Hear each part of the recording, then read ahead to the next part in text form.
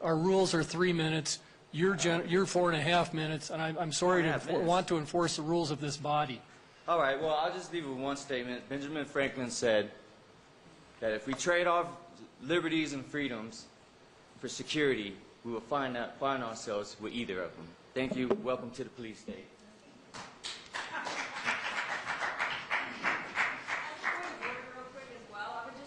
I don't believe you're entitled to a point of order, young lady. Raven, I'm trying to get through this, and you had your opportunity to speak. Lauren Wirbel. I would agree with Raven that Tim Lee is not the president. You are.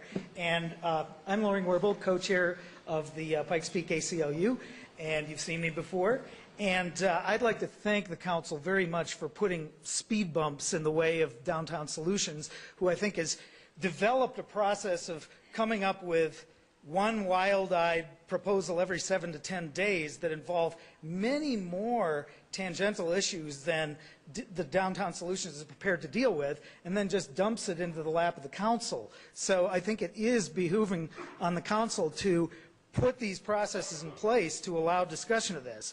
Now, obviously, ACLU is opposed to the issue of video surveillance, and obviously, ACLU on a national basis has to deal with the fact that there are dozens of cities putting these networks in, and also with the fact that Department of Homeland Security has now allocated north of $5 billion to, fund some of these camera systems.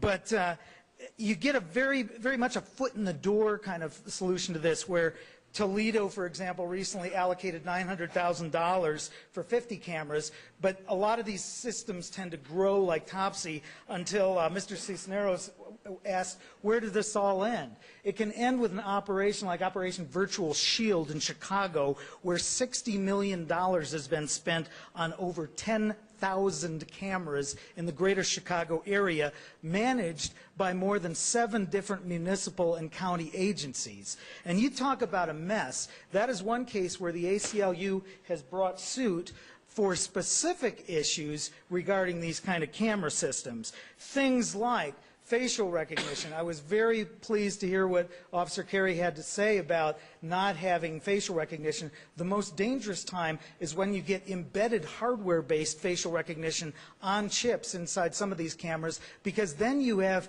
no real control whether the police department wants to use that facial recognition itself.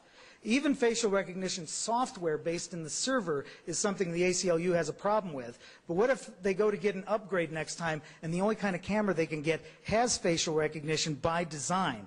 That's something that's litigable. What about the notion of pan, tilt, and zoom, which he mentioned? Well, guess what? If you haven't got a specific probable cause to use that pan, tilt, and zoom, you may be engaged in a litigable activity just by enabling that pan, tilt, or zoom feature of the camera. Active monitoring is in itself dangerous because of all the activities that Mr. Stoner and others allege that even properly trained police officials in emergency management centers don't always use these kind of active monitoring in appropriate ways. And so if we link these cameras together in any kind of database like the DDAX database in the Department of Justice, there might be a litigable activity right there. People have brought up the issue of private-public partnerships. But if we link public cameras to private cameras used in private situations, guess what? A private citizen or a private company can use a camera in many ways that a government can't. But if they're involved in linked databases through a private-public partnership, all of a sudden that private company becomes liable in all the same ways that a public, municipal authority is. So what we're talking about is walking into a minefield of potential litigation here, and something that the council had better very carefully consider. I just wanted to close with a little bit of analysis or observation as to where Downtown Solutions is going. I don't think they have bad intentions at all. I think a lot of this idea of a downtown renaissance is fine when it is involving, investment into infrastructure and facilities and programs. But as you start talking about free speech zones, surveillance cameras, active panhandling, all this kind of thing, you come up with a vision that maybe they see the beautiful city of the future as being something along the lines of Singapore. Singapore may be a beautiful model in one way, but it's also a city-state, where you can't spit on the sidewalk without being arrested.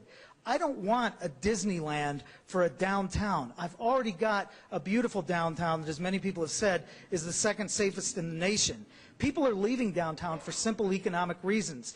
They can't get leases at the same price they get on Union or Academy, and so they move eastward. That's not going to be solved by surveillance cameras. And I think that, in essence, the mayor has to step back and say, you know, maybe the worst kind of city would be Tampa, which has just spent $2 million on surveillance cameras and $2 million on purchasing tanks. That's right, Department of Defense tanks for the Republican National Convention, or Chicago under the auspices of Operation Virtual Shield, rather than a city like Colorado Springs. This isn't and I hope Tampa. everybody thinks You're straight. over 5 minutes now. You're talking Tampa. I'm done. That's what I'm just saying, is that those are the kind of cities I would not want to live in, not a Colorado Springs without cameras. Thanks. Thank you. George?